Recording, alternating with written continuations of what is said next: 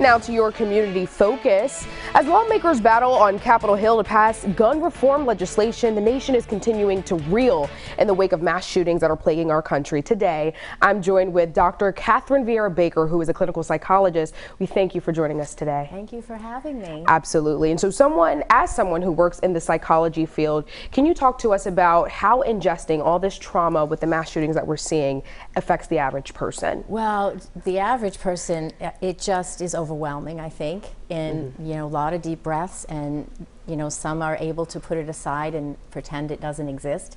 But I work with children and really concerned about the adults' reaction, because the adults' reaction really then permeate and help guide what the children are thinking and feeling about all of this. Yeah. So really kind of helping adults to keep themselves centered around this helps the children to keep them centered and be able to move on and do the things that children need to do. Right. And before we get to that exactly, can we just talk about some of the trends that we're seeing when it comes to mental health and the deterioration of that over the last couple of decades? So, when you look at the numbers, is that since the last decade or so, you've seen an increasing trend that every couple of years the CDC goes and surveys high school students, and over the course you've gone from 25% saying they feel really sad and hopeless to now almost 1/3 of them surveyed feeling sad and hopeless. You've seen increases in the rates of actual suicide attempts over the from 2019 into 2021.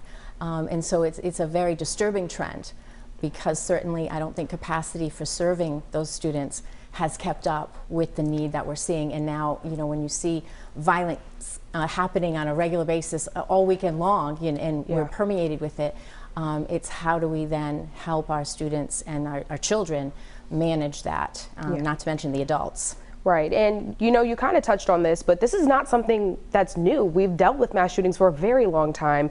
I mean, Columbine in the 90s, and then we have Sandy Hook, and now we have Uvalde, we have Buffalo. But we spoke about this a little bit earlier. Are things worse now? It just seems like it's coming at you faster and more furiously, that everywhere you turn. There were 4 that I saw on the news. It's like, how many others did I not see on the news?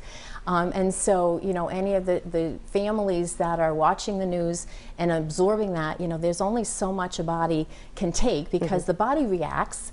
And so, even if children are not talking about it, it may be that they're seeing it, they're hearing the grown-ups talk about it, they feel the angst that the grown-ups are feeling. So, a CBS poll was released the other day talking about 76% of the parents are saying their children are feeling sad about what's happened with the children in Uvalde. So that's, always my focus, being the child person that I am, is how do we help the adults maintain their center so that the children can be okay?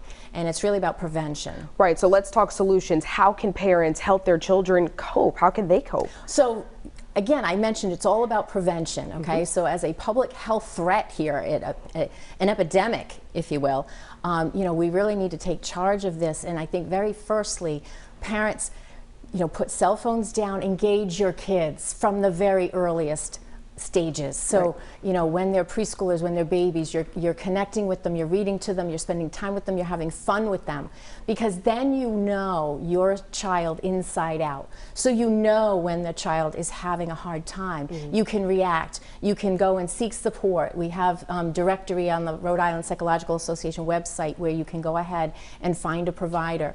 You can have a conversation with your pediatrician about finding a provider if something has changed. Oh, sorry to interrupt. And you also said, to acknowledge some of the signs quickly and more fast could also help. Well, and that's the thing, is we as parents are like, oh, okay, it'll be all right. And sometimes even providers say, it'll be all right. And you wait. But, 56% of those who committed shootings had warning signs. And those families wanted to wait and it'll be all right. And it wasn't. And so being willing to acknowledge that something has changed, something is different about my child, whether it's internalizing and worry and they can't function, or it's externalizing and increased anger and outrage to those around, that the mood has changed. Those willing to acknowledge it and seek help. There is help. It's an imperfect system, but don't do this alone. Absolutely. A lot of valuable information. We could talk about this all day, but we do thank you for the few minutes you spent with us today. Thank you.